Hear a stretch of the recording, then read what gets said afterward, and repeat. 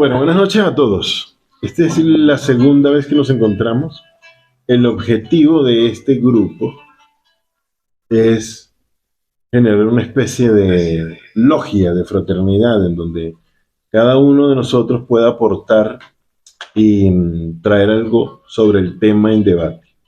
El, el tema que vamos a tocar hoy es sobre el Sefer Yetzirah, pero quiero que todos traigan algo cada semana para que de alguna manera compartamos y también siéntanse libres de decir no estoy de acuerdo, escuché otra opinión y que se genere un debate sano. Que, es decir, aquí nadie profesa la verdad absoluta, nosotros somos amantes de la verdad, pero no estamos diciendo con total certeza que esta sea la verdad. Yo he aprendido esto por el camino del judaísmo, pero existen muchos otros.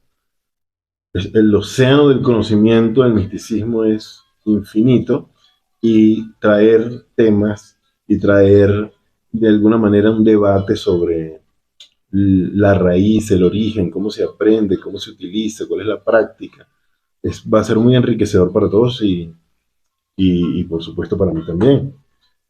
Creo que la manera donde se logra que el conocimiento aporte es cuando tenemos un debate sano, un debate de ideas. Así yo no me voy a quedar siempre con la misma idea. De otra manera nos quedaríamos atrapados en ideas absolutas. Sí, me gustaría escuchar y debatir la manera en la que yo aprendí este conocimiento. De esa manera y de la manera en la que a mí me hubiese gustado que me guiaran en este camino, porque tuve muchos maestros y cada uno aportaba o guiaba a su modo. Entonces, em, la intención de este grupo es que cada quien traiga cada semana algún tema a debatir. Y en la línea que une los temas va a ser la siguiente. Bueno, primero la historia de la Kabbalah y del misticismo hebreo.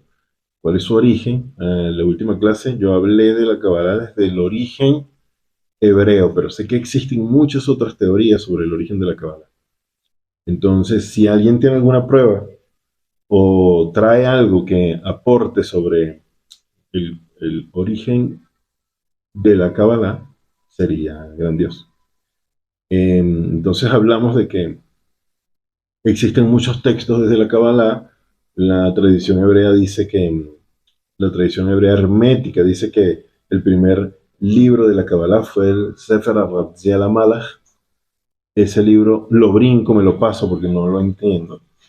Jamás he podido descifrar lo que dice. Y, y no hay muchos que traigan aclaración sobre el Sefer HaRaziel HaMalach. El segundo libro de Kabbalah, que es el comienzo de los estudios formales de Kabbalah, es el Sefer HaYetzirah, que se le atribuye a Abraham Avinu, Abraham nuestro patriarca, pero hay quienes dicen que es un texto que viene de Mesopotamia y que ha sido de alguna manera monopolizado por el judaísmo. La verdad, y para ser honestos, es que el conocimiento secreto místico los judíos no nos consideramos los únicos dueños. Esto es de la humanidad. Y esto lo explicaba el Ari Kadosh, que la Kabbalah es un conocimiento para todos. Y como explicaba Baruch Hashlag y Rab Lyman, que es un conocimiento para compartir para la humanidad.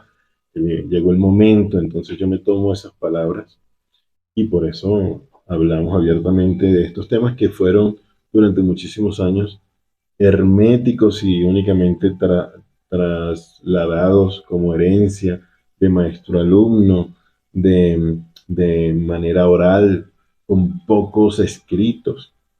Y la idea de este grupo es formar y fortalecer una comunidad como una logia, una fraternidad, en donde todos podamos aportar y ser maestros y alumnos de distintos temas esotéricos, místicos, que nos aporten crecimiento tanto filosófico, de conocimiento, de a la práctica.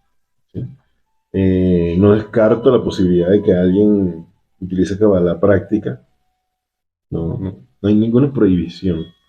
El asunto es que no es la línea en la que yo suelo andar, pero es válido, muy válido.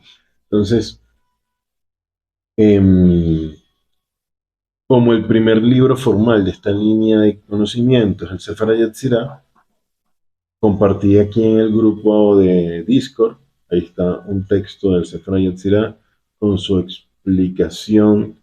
Es de un rabino canadiense, inglés canadiense. El libro data de 1996. Hay muchos otros textos. Yo los leí el Sefer Yetzirah de Aryeh Kaplan, muy buenas sus anotaciones sobre el Sefer Yetzirah. Y he leído el Sefer Yetzirah de Rav Gershon, he leído el Sefer Yetzirah de Abulafia, he leído el Sefer Yetzirah de otro autor que no se me viene ahora a la mente. Pero bueno, hoy vamos a tocar el capítulo 1, ¿verdad? Que habla sobre las madres, las letras madres y los 22 caminos. Esos 22 caminos, este texto para Fabio, que está aquí con nosotros, que es matemático, me encantaría que trajera la próxima semana algo sobre algunas anotaciones matemáticas sobre el Sefer Yetzirah, ya que es un libro que habla sobre letras y números de manera simbólica. Entonces, los matemáticos se fascinan con el Sefer Yetzirah porque el que hizo este libro, sea cual sea la fecha, Abraham Avinu o no, era un matemático, era una mente matemática. Este libro es solo cálculos matemáticos, muy precisos. Entonces, tienen una belleza increíble para cuando sabes descubrirla, ¿sí? Para cuando sabes descubrir el, el, el cómo, el por qué se hizo, las intenciones detrás de este libro. Porque bueno, hay que entender algo. Cuando una persona viene a buscar conocimiento místico o viene a buscar algún tipo de conocimiento, como dice el gnosticismo, nosotros venimos con preguntas, ¿no? Y las preguntas más simples son ¿qué? Pero si profundizamos y vamos un poco más allá, para aprender a observar, para aprender a escuchar, la respuesta del qué no es suficiente. Hay que preguntar tampoco cómo, no me interesa tampoco cómo se hizo, sino el para qué. El por qué, el para qué me da raíz, me da razones, me ayuda a entender el inicio, el origen, la intención. Y ya veremos más adelante que la Kabbalah le importa muchísimo la intención, la Kavaná, la intención detrás de todo. Entonces, entender la intención detrás del autor es entender más que el autor y es entender la intención misma de su conocimiento o de dónde procede la raíz de su intención, de su alma. Cada autor deja un poco de sí y nosotros creemos que lo escribió Abraham Avino, pero aunque no haya sido Abraham Avino, era un genio. Entonces, también hay otro texto en donde entendemos que si nosotros nos consideramos más que los autores de los libros que estamos leyendo, jamás aprenderemos, porque hay que llegar como un niño al conocimiento. El niño no se cansa de preguntar por qué. Un niño puede hacer 400 veces en el día la pregunta ¿por qué? Y le respondes ¿y por qué? Y pero por eso, ¿por qué? Así el niño tiene mucha curiosidad y se puede crear la realidad en base a su conocimiento. Los adultos cerramos porque creemos que sabemos. Y al creer que sabemos, preguntamos, ¿qué es eso?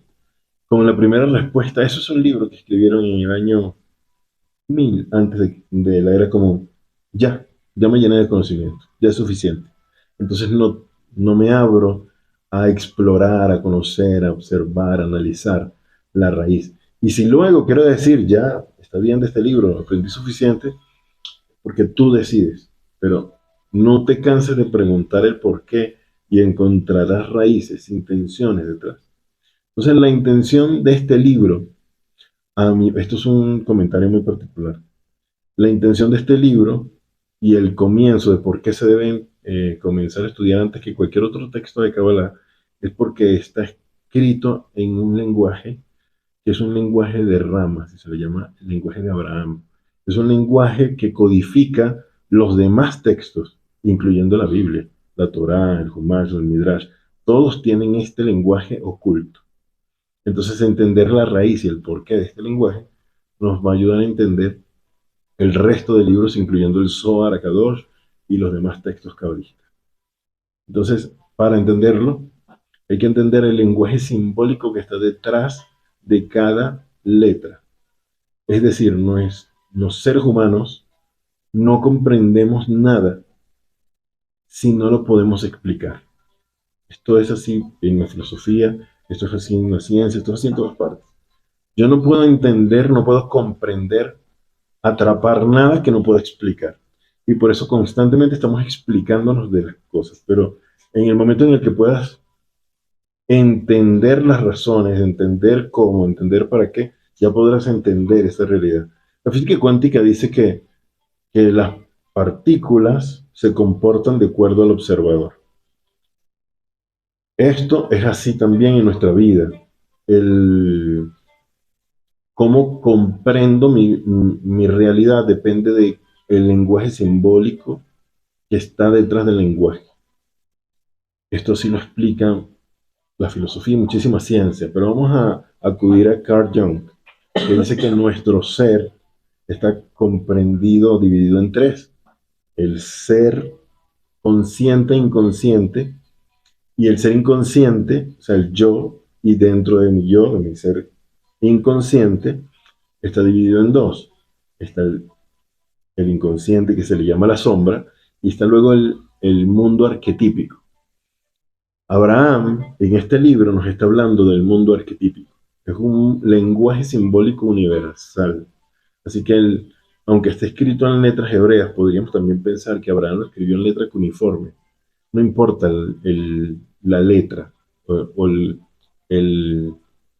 no importa en este caso, en esta primer etapa del libro, no importa su lenguaje simbólico, importa su lenguaje alfanumérico, su valor, porque él te va a hablar de raíces, de madres, de padres, de procedencias numéricas, matemáticas específicas, diciendo que la raíz de todo es el uno, y tiene una razón que pareciera lógica, pero hablando de Ur Caldea, de donde nació Abraham, no eran monoteístas.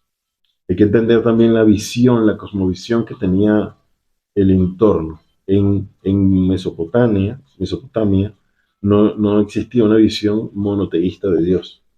Existía una visión en donde Dios estaba en pugna, en guerra contra otros dioses, y uno de esos dioses había decidido crearnos. Y nosotros somos descendientes de un Dios, al cual en Ur Caldea se creía que era el Dios, el, nuestro Padre, pero no Dios creador, como si hubieran distintos dioses. Abraham en el Sefer Yetzirah va a entender que todo es un sistema y que existe una sola fuente de todas las deidades. Entonces nos va a hablar de distintas deidades sin mencionarlas. Nos va a hablar de rangos, de una estructura que es similar a nuestro cuerpo, antropomórfica. Nos habla de que los cielos, los siete cielos, los 12 aros, las 12 esferas, que son 10 esferas, que son 9 esferas. Estoy hablando de aros, de circunferencias que componen nuestra visión. Entonces, habla de las tres madres, porque son las progenitoras, las que dan a luz 7, y es la constelación. Esa constelación es el mundo conocido en aquel entonces, tenía solo 7 planetas. Solo 7 planetas. Esos 7 planetas están gobernados por distintas deidades, vamos a llamarlos deidades, pero distintas fuerzas, al cual se le asigna un nombre y un valor numérico. Esas deidades son nuestros amigos o nuestros enemigos. Porque si nos están hablando de que existe una sola pugna y un solo creador, y había un creador en pugna con otros dioses, entonces nos está diciendo que todos son ángeles, malachim, enviados, pero, pero no son nuestros, son nuestros opositores.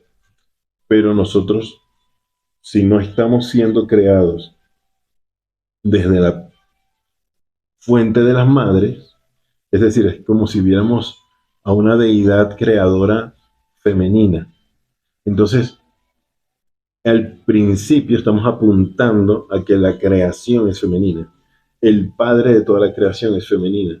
Esto nos da una visión totalmente diferente al mundo judio-cristiano actual, en donde tenemos un Dios masculino. Él nos está diciendo que la Shin, la primera letra, la letra madre, es una letra femenina. Y es una deidad que controla todos los inframundos y es femenina porque es madre, es creadora. Y son tres antes de llegar a la fuente. Se supone que es masculino. Entonces, ese punto es a donde nosotros deberíamos apuntar. O como a quien le debemos nuestra existencia. Esto da mucho de debate. Por eso me encantaría que ustedes trajeran cada uno un debate. Porque de este texto se han creado montones de historias que son base de mitologías. La- Podemos plantear que la mitología mesopotámica que dio a luz en Ur Caldea al zoroastrismo, estaba basado en textos como estos, en donde hay un solo Dios creador del cielo y de la tierra y de todo, que controla todo, pero que tiene deidades subyugadas. Y que esas deidades subyugadas tienen una pugna con ese Dios. Es así de donde nace desde el zoroastrismo la idea de Satanás, de Lucifer, del diablo. Esa idea no vino al judaísmo de la nada y es muy antigua. Entonces, trae muchas metanarrativas que le dan origen a distintas religiones. Porque si vemos una imagen femenina, que es nuestra verdadera creadora, y unos ángeles que están en pugna con el creador, entonces estaremos dándole pie a lo que existe en el cristianismo, como una madre, el hijo, etcétera, etcétera. Y de aquí surgieron muchas historias que son metanarrativas que le dan origen en Caldea, en Egipto, en Siria y en India, a mitologías en donde los dioses en pugna nos crearon. Entonces, son muy similares. Pero viene Abraham a decirnos, a seguir aseverando que Abraham es el autor, ¿no?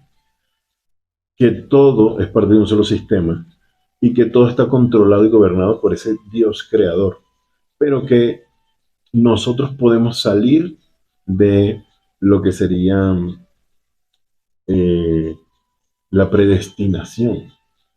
Es decir, estos deidades, estos ángeles, controlan nuestros destinos. Por eso el zoroastrismo creía en los astros.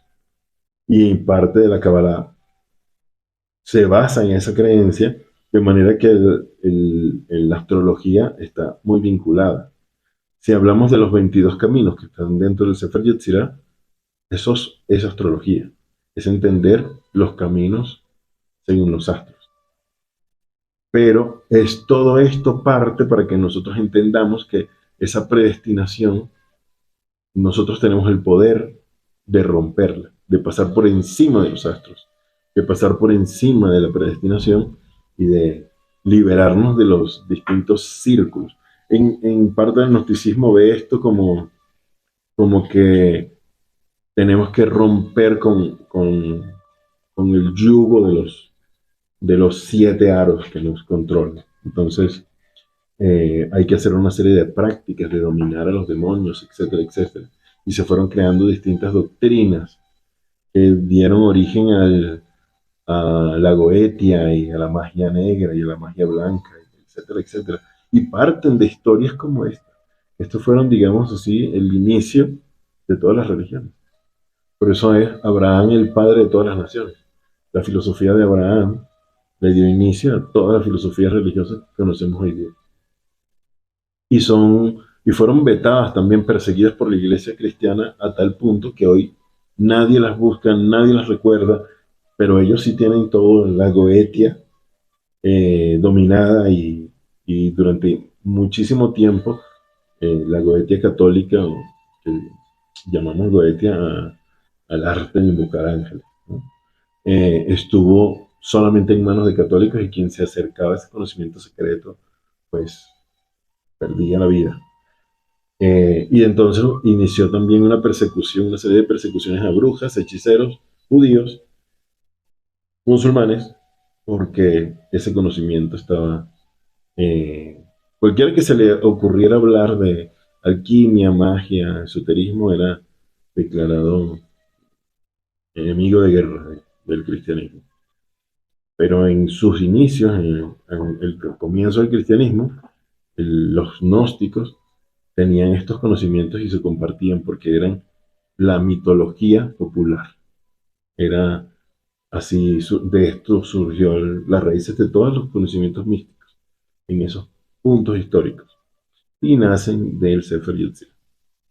Entonces, entender los 22 caminos, las tres madres, es entender los arcanos, también el tarot, surge de entender el Sefer Yetzirah, y por eso el Sefer Yetzirah le da origen a el árbol sefirótico. El árbol sefirótico es esta imagen simbólica, es un símbolo que representa tres esferas mayores, el cual Abraham llama las tres madres, pero luego la Kabbalah más adelante en el medioevo lo llama Chabad, que es Jokmah, Binah y Da'at, y el Serampin, que es el cuerpo del Sefer Yetzirah, que está compuesto por Ges, Geburah, Tiferet, Netzah, Od, Yesod y Malhut. Esas siete esferas son de las siete esferas de las que habla el Sefer Yetzirah, como esferas que engloban nuestro mundo, y los llaman los siete cielos en los textos bíblicos. Cada cielo gobernado por un ángel o por un... también le llaman a estos ángeles unos... Bueno, tiene un nombre especial, ¿no? Y esto concuerda con mitologías babilónicas, mitologías egipcias, mitologías de India. Es en estos libros en donde se entretejen todas las filosofías y todas las historias. Es el comienzo de todo. Em, bueno, vamos a buscar el capítulo primero, que será el comienzo de esta clase. Esto fue como una especie de introducción para que entremos en contexto. Pero también me encantaría escuchar qué aportación tienen, y qué duda tienen o qué podemos tratar para la próxima oportunidad sobre el Sefer Yetzirah. Me gustaría escuchar a Fabio, que ha escuchado del Sefer Yetzirah, y todos vamos a tener una ronda de al menos unos 5 minutos de escuchar qué han escuchado del Sefer Yetzirah, y así entramos en un solo contexto para que tengamos una sola línea de discusión. Mientras alguien pide la palabra, yo voy a buscar aquí el capítulo primero del Sefer Yetzirah. El capítulo primero, del capítulo primero al capítulo 3, se llama Las Tres Madres. El Sefer Yetzirah es un texto complejo de entender porque, bueno, primero es muy antiguo y además es una ficha memotécnica como la Mishnah. De manera que se han agregado textos tratando de explicar los textos iniciales. Entonces dice los 22 misterios del sagrado del conocimiento de Yah, y ya esto habla de que es un manuscrito manipulado, porque ni Abraham lo llamaba por un nombre, ni se le conocía a Israel. Entonces es un texto muy antiguo como para decir los misterios de Jehová o el Dios de Israel, el Padre de los dioses, el Rey de las edades. el misericordioso, exaltado el primero y uno y único, el santo, el padre de los tres serafines, números, letras y sonidos. Pero el texto inicial comienza diciendo, estos son los tres. Pues estoy hablando desde el texto de Rap Gershon, desde el texto de Arie Kaplan, que es un texto que viene, son fichas memotécnicas, como le decía. Son capítulo uno, tres palabras. Capítulo 2, cinco letras, dos párrafos. Era muy corto. Entonces este capítulo uno se llama Números, letras y sonidos. Y viene a explicarnos que el inefable habla desde los números, las letras y los sonidos. Desde la fundación de todas las cosas fueron las tres madres y siete dobles que forman 22 letras. Esto es lo que engloba el capítulo uno. Entonces, este primer capítulo nos habla de números, letras y sonidos. El lenguaje. El lenguaje forma nuestra realidad. De hecho, las computadoras jamás alcanzarán la, la inteligencia. Pueden superar la inteligencia humana, pero, pero nuestro mundo se forma constantemente en base a nuestro lenguaje. Y nuestro lenguaje es un juego. Nuestro lenguaje es un juego que se va adaptando. Se va adaptando por época, por tiempo, por comunidades. Se adapta a nuestra manera de ver el mundo. Y la cosmovisión depende de nuestro lenguaje. Y Abraham nos está diciendo eso precisamente, de que todo parte del lenguaje, que es la letra, el sonido y el número. Entonces, él nos va a hablar desde el lenguaje como formador de nuestra conciencia, ¿no? Esto Jung lo habla en sus textos místicos, cuando habla de la formación de las ideas, que se forman desde el lenguaje. Entonces, tal cual, pero en muy simples palabras, nos dice el Sefer Yetzirah, números, letras y sonidos son las madres de todo. Porque nos está hablando de las tres madres, y luego nos dice, las tres madres son números, letras y sonidos. Y luego nos va a decir que esas tres madres generaron, que son las inefables, generaron 22 letras, que son el comienzo de todo, tres madres, siete dobles, y, y así es como se forma el alefato, el alfabeto hebreo. Las tres madres son Shin, Hei y Yud. Esas tres madres son sonidos silibantes, que forman sonidos guturales. Y él nos va a decir que todo parte del aliento. La Hei, la Shin. Y las letras siguientes son guturales. Oh, Ain, Gimel, Dalet. Esto forma todos los idiomas. Y bueno, de Babilonia, sabemos que el texto bíblico nos dice que ahí fue la gran confusión de lengua. Esto, esto tiene un lenguaje simbólico muy secreto, que lo que viene a decirnos es muchísimas cosas. Por eso les digo, me encantaría que alguien aportara un poco más, porque existen en el gnosticismo muchas corrientes que meditan pronunciando los sonidos de las letras o visualizándolas.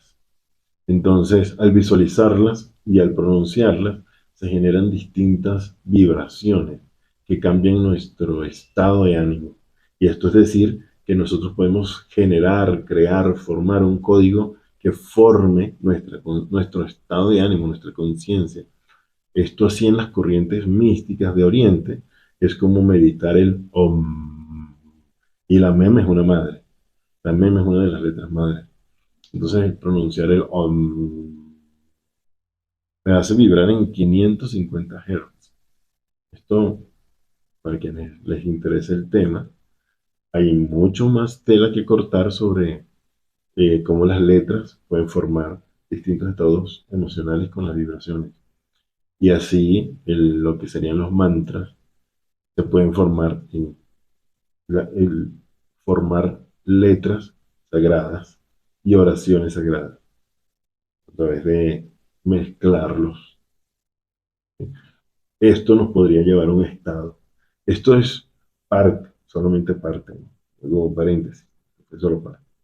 Al hablar de las 22 letras que forman la Sefirot y las 7 dobles son el Serampim, son el resto de letras que forman Gesed, Keburat, Tiferet, Netzach, y tal vez les estoy hablando en chino, al hablarle de la Sefirot. Pero calma, esto es solo el comienzo. Quiero que entiendan de dónde surgen las esferas de las que vamos a hablar en el capítulo 2 y 3 del Sefer Yetzirah, porque el Ari Kadosh, en el siglo XII, nos trae muchas luces sobre qué son el árbol sefirótico y etcétera, etcétera. Entonces, las inefables forman 10. Y esto es lo que nos viene a decir el capítulo primero, que las inefables son la creación de Dios, como una especie de efecto en cadena. El creador está más allá de los mundos creados, al cual el mundo donde se encuentran lo vamos a llamar más adelante en Kabbalah Atzilut, que significa el lugar de la emanación, y sobre eso, Ein Sof, donde no hay límites. Ahí es de donde esos nombres se le otorgan al creador. Y hasta allá no nos alcanza la capacidad, nuestro cerebro nos impide alcanzar más allá. Pero nos viene a hablar desde las madres, porque se supone en estas historias místicas que de ellos procedemos, es decir, procedemos de las madres. Somos idea del creador, pero él lo ejecutó a través de las madres. Entonces toda la creación se la vamos a deber en un efecto en cadena hacia abajo. Entonces las madres generaron las 7 dobles que forman las 22 letras, y esos 7 dobles son los 7 cielos, que son los 7 mundos que están gobernados por otros seres, el cual no mencionaremos ahora, y que son el Seramping, y hasta abajo se forma el mundo de la acción, Olam Asia, el mundo donde estamos, el mundo físico, el mundo de la acción. Y es ahí donde nosotros encontramos el mundo y el universo. Y el universo como el centro de todo, porque la Cábala explica que nosotros somos el centro del universo. No es que todo gire en torno a nosotros, que la creación es el centro del universo. El propósito de la creación es esto. Esto puede parecer algo fuera de total contexto, pero vamos a entender que esto es una ciencia antigua, ¿sí? Y que no estamos tomando todo literalmente, no estamos considerando, les repito, imaginemos que somos niños y que solamente estamos preguntando ¿y por qué? ¿Y por qué? ¿Y por qué? Para entender razones, no para debatir y discutir, no, pero es que la ciencia, nosotros no somos antropocentristas, sino que el universo nos gira en torno a la Tierra. Sí, pero hasta el siglo XII y XIII así se creía, y entonces estamos tratando de entender las mentes detrás de estos contextos, ¿sí? Entonces, hasta ahí nosotros somos, igual en astrología. En la astrología nosotros somos el centro, porque desde aquí vemos, es desde aquí donde recibimos toda la influencia astral. Entonces no podemos decir, aquí hay un centro superior a nosotros. Sí, tal vez, pero nosotros desde acá y desde por encima del Ecuador, incluso, por debajo del Ecuador es otra astrología. Entonces, nosotros estamos diciendo que este mundo conocido, es el centro, porque desde aquí está el ojo que observa la creación. Entonces, este es el único centro que vamos a tener como criterio central, ¿no? Nuestra vida, nuestro propósito interior. No podemos pensar, ay, ¿por qué el universo es tan grande? Y nosotros no somos. La única manera de corregir es viéndonos como el centro. Si tú no te pones centro, primero, no vas a entender el universo, te despistas. Es como te vas a navegar otras aguas y dejas tu barco. Entonces, en los textos de la Kabbalah, nosotros somos el centro del universo. Entonces, y la donación de la adoración del trono supremo se encuentra en este lugar. Es por eso que da origen a tanto que hacer sobre la creación de un centro de adoración de esa deidad suprema. Entonces, desde el Sefer Yetzirah, es como si el comando central se convierta en crear en nuestra tierra un centro de adoración. Más adelante los textos nos van a decir ese centro de adoración eres tú y el templo eres tú, pero ellos lo llevaron físicamente el texto y construyeron a partir de estos textos distintos templos. Todos los profetas buscaban un centro de adoración y se fueron a Shiloh, se fueron a muchos, hasta que construyeron el primer templo, el segundo templo de Salomón, el tercer templo, etcétera, etcétera. Y por cierto, ya es 17 de Tamuz. Recordamos momentos históricos desagradables en la construcción de los templos y la destrucción. Supongamos de nuevo que nosotros somos ese templo, entonces la reconstrucción de ese templo comienza por nosotros. Bueno, entonces el inefable creó Dios esto como centro de control. Más adelante el texto nos dice que el creador escogió estas tres, que son Vav, Hei y Yud, en donde se asienta las 6 direcciones del universo. ¿Y cuáles son las 6 direcciones del universo? A la derecha de Yud, Hei, Vav, está a la izquierda de Yud, Hei, Vav, al oeste, al este, al sur, al norte. Es decir, las 6 direcciones son las 4, los ejes cardinales, arriba y abajo. Y si se fijan, entonces estamos hablando de que hay 3 querubines, serafines, ofanín, que se encuentran en el trono de gloria, así explica el Sefer Yetzirah, pero no nos dan nombres de que es un serafín, que es un ofanín y que es un querubín. Se cree que estos nombres fueron agregados después, como una explicación de los nombres de los ángeles. Porque podríamos decir que también se lo debemos al zoroastrismo, y en el zoroastrismo también existen ofanín, sefarín y querubín. Entonces, ¿de quién es la Kabbalah? Del judaísmo. No existía como pueblo aún. Entonces, esta ciencia secreta, oculta durante siglos, es de la humanidad, no le pertenece a ninguna etnia. El asunto es que hay una sola etnia que ha sido perseguida, masacrada y que ha conservado de manera hermética el conocimiento de la Kabbalah. Otras etnias también las pudieron preservar, incluso los egipcios, pero se difuminaron se acabó su era de gloria y se fue. Los asirios, los mesopotámicos, incluso los griegos que tuvieron contexto con textos de la Kabbalah, también sus textos fueron destruidos, así que las únicas fuentes que tenemos confiables y que tuvieron una especie de permanencia y de armazón estructural pedagógico ha sido el pueblo hebreo. De manera que esos son los textos que estudiamos. Pero quiero que se pongan en contexto que también estos textos son mucho más antiguos. Son mucho más antiguos que el pueblo hebreo.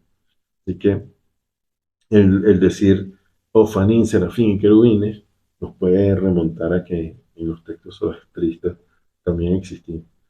Entonces este nombre que se encuentra de 3 letras, un nombre de 3 letras con las 4 direcciones forman el nombre Yud Kei Bat Kei, el nombre de 4 letras, el tetragramatón, en una serie de combinaciones alfanuméricas, ¿sí? Que le da orden y estructura a lo que sería su templo. Esto es el templo de Dios.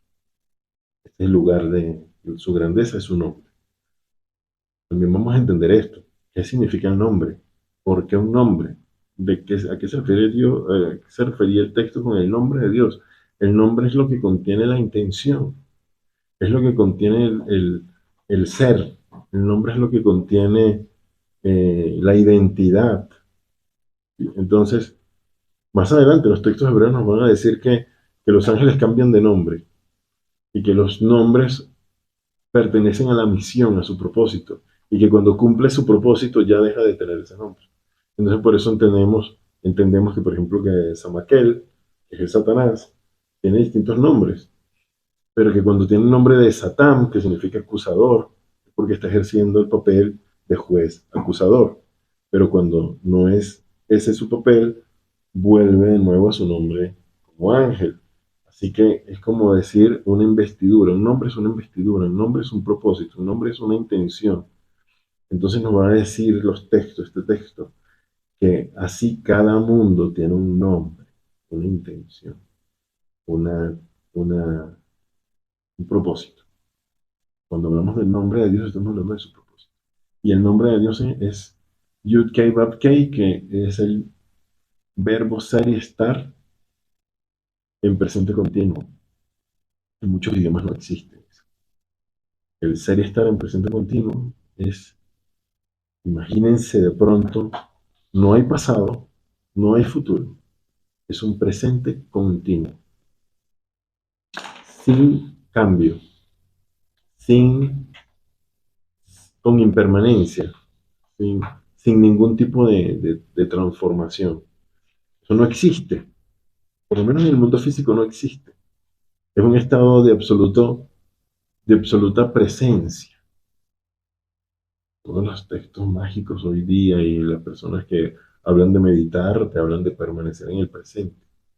Pues ese es el nombre de Dios. Estás permaneciendo en el nombre divino. Entonces, este texto nos está diciendo que su trono de gloria es Yud, Kei, Vav, Kei en distintas combinaciones. El verbo ser y estar en distintas combinaciones. Vav, Hei, Yud, que es a la derecha. Luego Hei, Vav, Yud, Vav, Hei, Vav, Yud, Hei, Yud, Vav, Hei, Hei, Yud, Vav, Yud, Hei, Vav, que forman una serie de combinaciones que le dan sentido a las 26 letras, al valor numérico 26 que tiene el nombre de Dios, invocado con sus permutaciones numéricas, arriba, abajo, a la derecha, a la izquierda, al frente, atrás, arriba y abajo. Esto da mucho que decir, esto da mucho tema. Esto es, esto es mucho, mucho tema para tratar, porque, bueno, se utiliza para técnicas meditativas, el invocar el nombre de Dios de esta misma, con estas mismas gematriot, combinaciones numéricas, invocando el nombre de Dios para que permanezca envuelto, utilizando tu imaginación, tu capacidad de imaginación, de permanecer envuelto en estas letras y permanecer envuelto en lo que significa, ¿no? Aquí Humberto nos está compartiendo algo. Vamos a leer qué dice Humberto. Dice, y aquí Mr. Blue. Yo no recuerdo haber escuchado algo al respecto. Él estudia.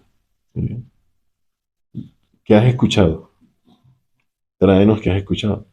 Y nos dice Humberto, en matemática nos citan en algunos libros de álgebra la manera de permutar o combinar signos, así que los matemáticos han encontrado como propiedades que luego escaparon del libro y los demás empezaron ya a estudiar por separado las propiedades. Dos letras construyen dos mundos, tres construyen seis mundos, cinco construyen 120 mundos, seis construyen 720 mundos.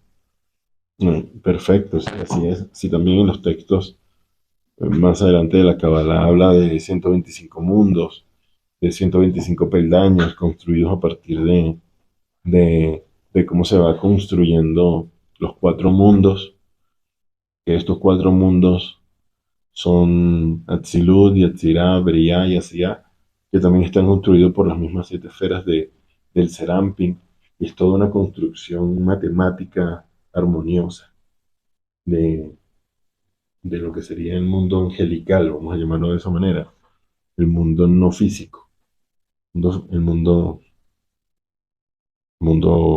no físico. Sigue escribiendo. Bueno, entonces, ¿en qué punto estaba antes de las meditaciones?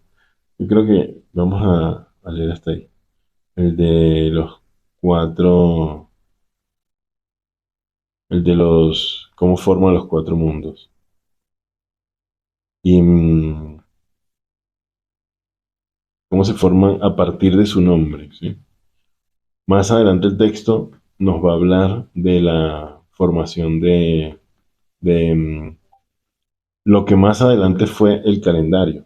pero nos va a hablar de los astros.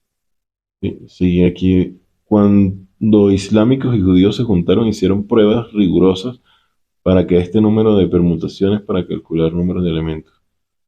En el medioevo, en el medioevo el mundo islámico era un mundo mucho más abierto y de la Biblioteca de Alejandría, como último bastión del conocimiento, Alejandro Magno recaudó textos de todos los sabios de todos los tiempos.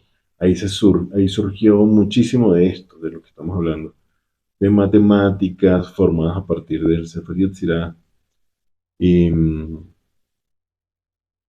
y también del mundo gnóstico, el mundo donde era como el cristianismo primitivo.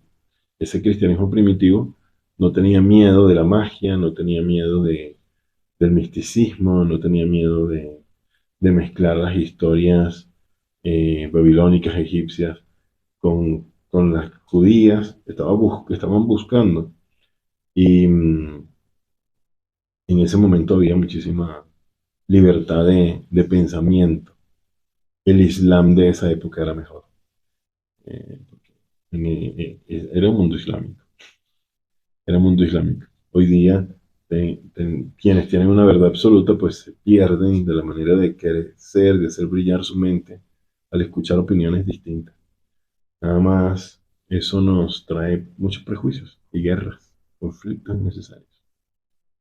Em, y bueno, entonces los mundos que se crean en el capítulo 3 son los que le dan origen a los 12 a las 12 esferas, que son las 12 casas zodiacales, que son 13. Son 12 y una que no son 12 más una. Ese número 13 va a tener también repercusiones más adelante, pero son 12 y una porque el el calendario astrológico, cada 4 años tiene un mes bisiesto. Entonces es ahí donde se forma un nuevo mes de Piscis. Entonces Piscis repite. No, Piscis no repite, sino que cada 4 meses hay una nueva influencia astral. Así fue como se formó el calendario desde estos tiempos. Desde estos tiempos ya nos estaba hablando del orden astrológico, pero nos está diciendo que tenemos influencia de estos seres sobre nosotros. Cada 4 años, ¿no? Es el, el que repite, me pregunta. Cada 4 años creo que repite. El bisiesto, cada 4 años. Estoy seguro, pero podemos googlearlo. Em, y nada, vamos a dejar hasta ahí 3 capítulos del Sefer Yetzirah. Estuvimos leyendo hoy. Uno sobre la creación de los mundos a partir de las madres. Eh, Luego sobre la permutación que crea distintos mundos y el, el trono de gloria de Dios, como es, a partir de sus nombres. Luego de las aportaciones de Levi sobre este asunto, fue usado por Lagrange para la solución de ecuaciones polinominales. Excelente aporte. Así es, de aquí surgieron muchas aportaciones matemáticas. Tal vez creo que te estás refiriendo a a Levi. Cuando te refieres a Levi, ¿es a quién? Porque hay muchos Levis en la historia. Hay muchos Levi. Sí. No, de Eliphas Levi es más actual y no fue tan matemático. Tal vez está hablando de un matemático porque nuestro amigo Humberto es matemático. Y tiene un montón de referencias rusos y matemáticos, judíos y árabes. Ibn al-Banna, en el año 1256, hacía permutaciones con el Sefer Yetzirah. Las cajas mágicas, en esa época también, las permutaciones mágicas, se hacían con los números. Era un juego normal. A un matemático, nombre Levi, desempolvando libros del medioevo. Podemos traer libros del medioevo. Hay muchísimos textos interesantes del medioevo que nos traen luz sobre la Kabbalah. Porque hay quienes dicen que la Kabbalah realmente nace en el medioevo, cuando apareció el Sefer HaZohar HaKadosh, que apareció en el medioevo, en España, en Toledo. Y bueno, hay un montón de historias de cómo apareció el Zohar. Pareciera que el texto es del medioevo, pero tiene lenguaje romano, tiene lenguaje arameo del siglo primero. Entonces, se cree que el Zohar era como el Talmud, que es un texto que se fue construyendo con los años y que demoró más de 200 años en construirse. El texto del Zohar que tenemos hoy es solamente un tercio de lo que fue en su construcción. Y bueno, me encanta compartir con ustedes. La idea es crear este centro en donde todos aporten. Si no estamos de acuerdo, es muy válido traer aportaciones porque estos temas son muy, muy, muy amplios y enriquecerse del conocimiento es también debatirlos. Y me voy a poner a la tarea, ya que Humberto nos está trayendo aportaciones matemáticas, de investigar un poco sobre Lagrange, sobre Levi y sobre algo de esos textos medievales que mm, nos traen riqueza, riqueza de conocimiento, por lo menos el entender cómo veían el mundo aquellos seres que buscaban la iluminación, porque en el medioevo se formaron muchísimas, no lo vamos a llamar sectas, eran organizaciones secretas, hermandades, para transmitir este conocimiento, ya que no se transmitía abiertamente, de modo académico, sino solo como lo estamos haciendo hoy, con grupos pequeños. Y bueno, eso fue todo. Me encanta escucharlos, ver sus comentarios. Ya saben que para la próxima semana, próximo jueves, pueden traer sus aportaciones y que cada uno no solamente escriba, que tengan el micrófono unos minutos para que sea enriquecedora la conversación. Bueno, chao. Nos vemos el próximo jueves.